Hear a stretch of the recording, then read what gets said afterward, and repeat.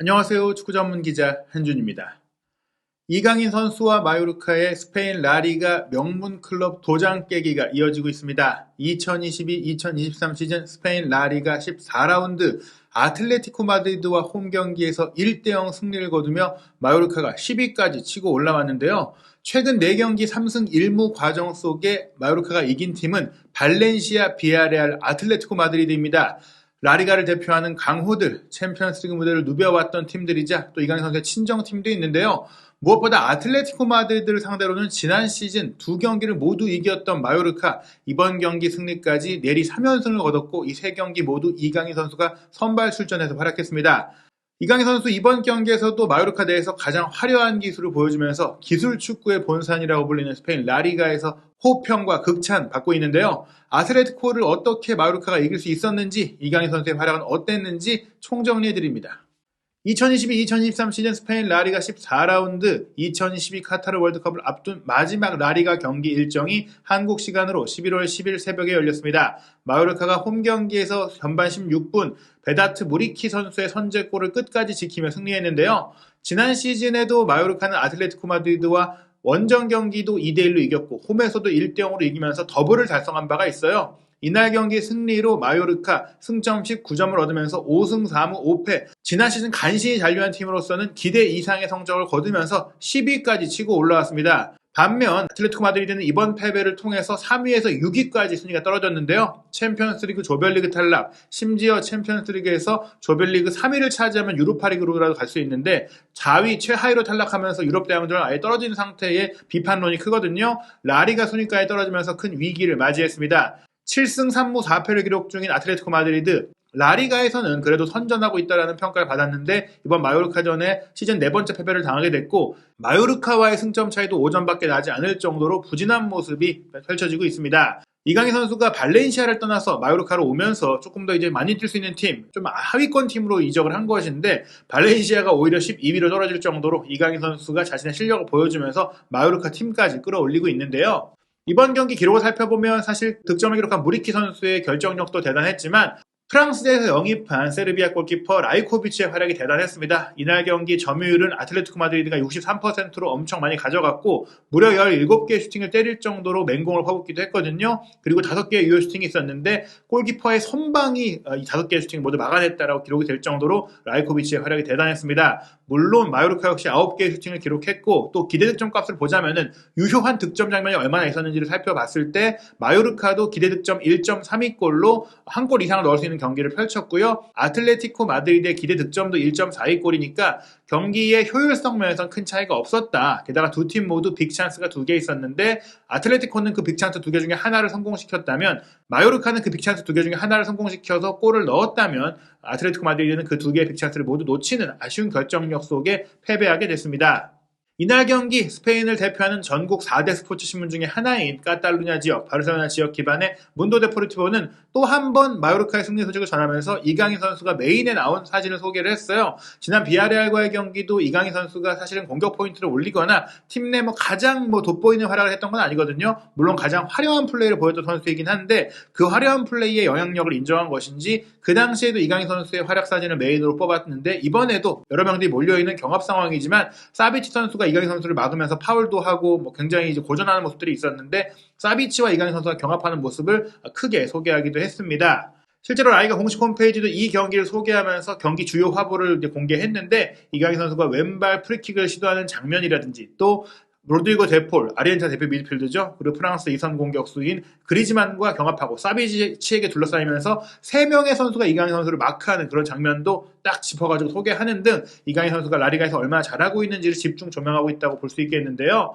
라리가의 공식 채널, 공식 트위터 역시 이강인 선수의 활약을 계속해서 강조해주고 있는데 지난 13라운드 비아레알과의 경기에 저희가 환상적인 플레이였다고 소개드렸던 그 탈압박 이후의 스루패스 요 장면을 아예 라리가 공식 채널에서 따로 이 클립을 올렸어요. 라 마히아 대 이강인이라고 했는데 마히아는 스페인어로 마법, 매직이라는 뜻이거든요. 이강인 선수의 활약을 이렇게 좀 표현한 부분들 이게 라리가의 스페인 계정이자 전 세계 계정이에요. 거기서 소개된 것이고 또 한편 별과 또 마요르카를 의미하는 저 악마 사진 여기에 태극기를 올리면서 이강인 선수가 마요르카의 스타라는 것을 또 이모티콘으로 소개하면서 이강인 선수의 사진을 비하인드 컷을 공개하기도 했었고 또 이 당시에는 라리가의 영어 계정, 이것도 이제 글로벌 계정입니다. 여기서 Under the Light라고 하면서 조명 아래에 있는 이강인 선수의 화보 사진을 소개했는데 그러면서 스타를 띄웠잖아요. 조명의 의미가 아니라 조명 아래에서 더 빛나는 스타가 이강인이다. 이렇게 라리가 공식 계정에서 이강인 선수를 소개한 모습입니다. 이강인 선수의 주목도가 현지에서 얼마나 큰지를 볼 수 있는 대목인데요. 아틀레티코 마드리드와의 경기 이강인 선수의 기록 기반 평점이 높지는 않았어요. 일단 이번 경기 주중 경기열로 열리다 보니까 체력적으로 힘든 부분들도 있었고 수비를 강화하고 1대0 리드를 지키려는 상황 속에 후반 27분에 교체돼서 내려왔습니다. 풀타임을 소화하지 않은 것도 있고 이날 공격 포인트를 기록하지 못했기 때문에 6.6점의 평점을 소파스코어로부터 받았고 폰몹에서는 6.5점을 줬거든요. 그리고 활동 반경 보시면 전방 2선과 왼쪽 측면 지역을 폭넓게 아우르고 수비 지역까지 많이 내려서 커버해주는 전방위 활약을 여전히 유지하고 있습니다. 72분 동안 슈팅 시도는 한 번 있었는데 바로 프리킥 슈팅 시도가 수비벽에 막혔던 것이고요. 패스 연결은 82%로 평소보다 성공률이 떨어졌다고 보실 수도 있겠지만 아무래도 볼 주도권을 아틀레티코가 갖고 있다 보니까 패스 시도 횟수 자체가 많지 않았어요. 그래서 17개 패스 중에 14개를 성공했으니까 패스 미스가 경기 내내 3개밖에 없었던 거거든요. 3개 정도의 패스 미스는 많다고 할 수 없겠죠. 비율상으로 82%지 거의 패스를 놓치지 않았다고 볼 수 있겠습니다. 볼터치 32회였고 인상적인 기록 보자면 역시 드리블 성공률이에요. 이강인 선수가 드리블을 하면서 공을 거의 뺏기지 않는 플레이를 올 시즌 들어서 계속해서 보이고 있고 이전에도 좁은 공간에서 어깨 페인팅과 세밀한 볼 컨트롤을 통해서 마치 리오넬 메시 선수를 떠올리게 한다. 실제로는 이제 이강인 선수가 아버지의 영향으로 마라도나의 영상을 어렸을 때 많이 보면서 성장했기 때문에 그런 세밀한 왼발 드리블이라든지 기술들을 익혔는데 뭐 그런 모습들을 메시 선수도 갖고 있기 때문에 메시 선수를 떠올리시는 분들도 있을 것 같습니다. 이번 경기도 4번의 드리블 시도 중에 3번을 성공하는 75%의 놀라운 드리블 성공률을 보였는데요. 이 기록 평균적으로 올 시즌에 계속해서 유럽 5대 리그에서 10손가락 안에 드는 드리블 성공률이다 보실 수 있겠고요. 공격 지역으로의 패스 연결은 2번밖에 없었어요. 아무래도 전반적으로 마요르카가 선제골 이후에는 밀리는 경기를 했기 때문이고 선수 교체가 되면서 또 그런 기회들이 많이 없었던 것도 있는데요. 크로스 패스 2개 중에 하나를 성공시켜서 50%였고 롱볼, 롱패스를 통해서 공격을 전개한 장면은 모두 정확하게 연결이 됐고요. 2번의 코너킥도 찼습니다. 수비 가담도 열심히 하고 있어요. 리커버리 2개, 가로채기 1개를 기록했고 경합 상황에서의 공을 따는 것도 굉장히 좋습니다. 공중볼 경합 3번은 모두 패배하긴 했지만 지상 경합에서의 공 획득 다툼에서는 9번 중에 5번 승리하면서 56%의 승률을 기록했는데 아틀레티코 마드리드가 워낙 경합에 강한 팀이고 터프한 팀인데 그런 아틀레티코를 상대로 이렇게 좋은 기록을 남겼다는 것은 이강인 선수가 피지컬적으로나 수비적으로 굉장히 발전했다는 것을 보여주는 대목입니다. 이날 경기 마요르카의 선발 라인업은 큰 변화는 없었어요. 이강인 선수와 무리키가 3-5-2의 투톱으로 나섰고 사실상 5-3이라고 할 수 있겠죠. 3미들은 평소에는 공격 자원인 다니 로드리게스를 함께 배치해서 투톱을 지원하는데 이번 경기는 아틀레티코 마드리드의 공격이 워낙 강하니까 수비력이 좋은 바바, 데 갈라레타, 안토니오 산체스를 3미들로 배치했고요. 3백은 라이오, 발렌트, 코페테, 좌우 윙백으로 조반니 곤살레스와 자메 코스타를 배치했는데 아시다시피 이제 퇴장 징계를 당했던 벤치에 따라 퇴장을 당했던 마페오 선수가 이번 경기까지 징계로 뛸 수 없다 보니까 계속해서 조반니 곤살레스가 나오고 있거든요. 그런데 우루과이 선수인 이 조반니 곤살레스가 최근 비아레알과의 경기도 좋은 어시스트를 기록하긴 했지만 꾸준히 좋은 플레이를 펼치고 있고 이번 경기도 오히려 마페오보다 좋은 침투와 위치 선정과 연계 플레이를 보여주면서 어떻게 보면 마페오가 회복하고 돌아온다고 하더라도 조반니가 주전으로 뛰어야 되는 게 아니냐는 얘기가 나올 정도로 잘해주고 있고요. 아틀레티코 마드리드는 상대적으로 강한 팀을 만날 때는 3-5-2를 쓰지만 주도할 수 있는 경기, 공격을 강화하기 위해 경기를 할 때는 4-4-2를 쓰거든요. 물론 경기 중에 3백과 4백을 변형합니다. 지금 보시면 중앙 수비형 미드필더로 악셀 비첼, 벨기에 베테랑 선수가 배치되어 있는데 올 시즌 사실은 3백의 중앙에서 조금은 전진한 위치, 전진한 리베로로 쓰고 있기 때문에 이날 경기도 비첼이 펠리피와 사비치의 앞자리를 차지해주면서 3백과 4백이 자유롭게 오갔고 좌우 풀백인 헤이닐드와 몰리나가 공격으로 높이 올라가면 자연스럽게 3-5-2가 됐어요. 그리고 카라스코와 마르코스 요렌테가 좌우 측면 미드필더로 배치됐고 그리즈만과 모라타가 투톱으로 나섰는데요. 이번 경기 구체적인 포메이션을 보면은 마요르카가 5-4-1로 돼 있잖아요. 최근 들어서는 이강인 선수가 투톱 중에 오른쪽에 가서 공격을 풀기보다는 왼쪽으로 이동하고 왼쪽 사이드로까지 아예 벌리면서 왼쪽 윙 플레이까지 측면에서 왼발 크로스를 바로 올려주는 좀 빠르게 문절 타격할 수 있는 다이렉트한 플레이를 많이 시도하고 있습니다. 그러다 보니까 시즌 초반에는 무리키 이강인이 투톱으로 쓸 때 이강인 선수가 왼발로 접고 들어가면서 슈팅할 수 있도록 오른쪽으로 많이 뛰는 모습들이 있었는데 최근에는 중앙 미드필더 중에 안토니오 산체스가 라이트백도 될 정도로 수비 커버력이 좋기 때문에 이 선수를 3미들 중에 오른쪽에 배치하고 오른쪽 측면 윙 역할도 할 수 있게 전진시키면서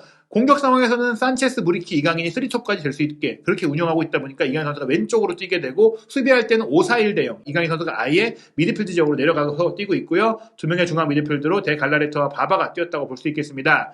이날 경기의 위치를 살펴보면 지금 보시다시피 자오메 코스타가 굉장히 높은 위치로 올라가서 왼쪽 사이드라인을 차지해줘요. 5-4-1이라고 말씀드렸지만 이강인 선수는 기본적으로 안쪽으로 들어와서 플레이메이커 역할이나 왼쪽 메잘라 역할이나 스트라이커 뒤를 받치는 세컨드 톱의 역할을 하면서 중앙 지향적으로 많이 움직이다가 교차돼서 측면으로 빠질 때 한 번씩 크로스 패스를 올리는 겁니다. 기본적으로 윙어들처럼 사이드라인을 밟고 움직이는 스타일은 아니었고요. 자오메 코스타가 그런 역할들을 해주고 수비까지 나가서 해주고 자오메 코스타가 앞으로 나갈 때 뒤를 좀 커버해주는 역할도 이강인 선수가 해주는 걸 볼 수가 있고요. 그 옆에 산미들이 있는 것이고 또 이렇게 자오메 코스타가 올라올 때는 순간적으로 폭백이 되기도 하는 그런 유연한 전술을 알기레 감독이 쓰고 있는 상황입니다. 전반 9분 먼저 좋은 기회를 만든 것은 아틀레티코 마드리드였는데요. 오른쪽 이제 풀백인 몰리나 선수가 좋은 스루 패스를 배후로 연결했고 이 스루 패스를 모라타가 중앙 공격수인데 바깥으로 빠져나오는 커트아웃 움직임으로 확보한 이후 컷백을 내줬어요. 컷백을 내준 이후 그리즈만 선수가 날카로운 슈팅을 연결했는데 아슬아슬하게 빗나갔습니다. 모라타 그리즈만 선수의 이제 투톱의 호흡이 좋았는데 아쉽게 결정력이 좀 부족했거든요.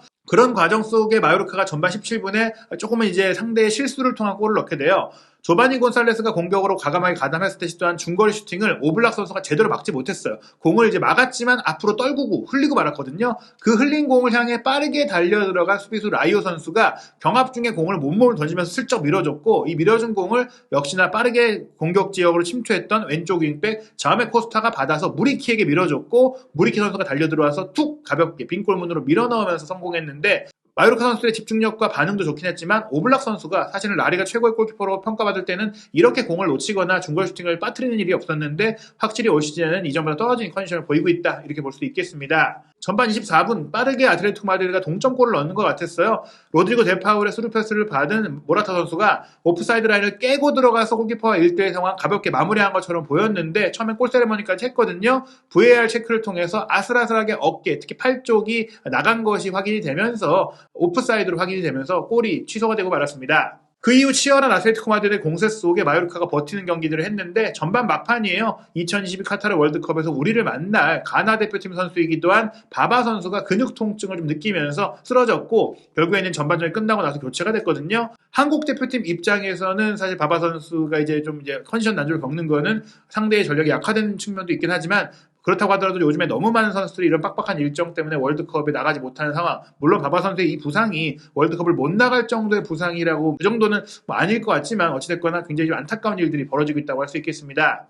후반전에는 이강인 선수가 멋진 플레이를 보여줬어요. 후반 6분이었는데요. 페널티 에어리어 앞쪽에서 공을 잡았을 때 헤이닐드 선수가 이강인 선수를 막기 위해 달려 나왔습니다. 수비로 전환되는 상태에서 카라스코가 왼쪽 풀백지 영역을 커버해주고 헤이닐드 선수가 이강인 선수의 기술을 센터백들이 막기에는 조금 이제 애매한 이선 위치에 있었기 때문에 달려 나와줬는데 그 수비를 한번 벗겨냈어요. 유리하게 벗겨내자 수비형 미드필드 위치에 있던 비첼이 또 달려 들어옵니다. 이강인 선수가 여기서 슈팅까지 할 수 있는 선수고 또 무리키가 침투하고 있기 때문에 이걸 놔뒀을 때는 킬러 패스가 바로 들어갈 수 있다 보니까 비첼이 달려들어왔지만 비첼까지도 페인팅으로 가볍게 제쳐낸 거예요. 그리고 나서 왼쪽에서 전진했던 자오메 코스타에게 스루 패스를 보냈고 자오메 코스타의 크로스 패스를 무리키가 헤딩까지 연결했지만 아쉽게도 빗나갔거든요. 너무나 아쉽게 빗나간 장면에 대해서 스페인의 이제 전국 스포츠 신문인 마르카가 운영하는 라디오 마르카에서 실시간 중계하면서 후가돈 대 이강인이라고 했어요. 이 후가돈이라는 게 뭐냐면 대단한 플레이다, 엄청난 플레이다라는 것을 한 단어로 표현하는 스페인의 표현입니다. 이 장면에서 코스타가 크로스하고 무리키가 헤딩을 했기 때문에 다른 대부분의 문자 중계나 실시간 중계를 보면은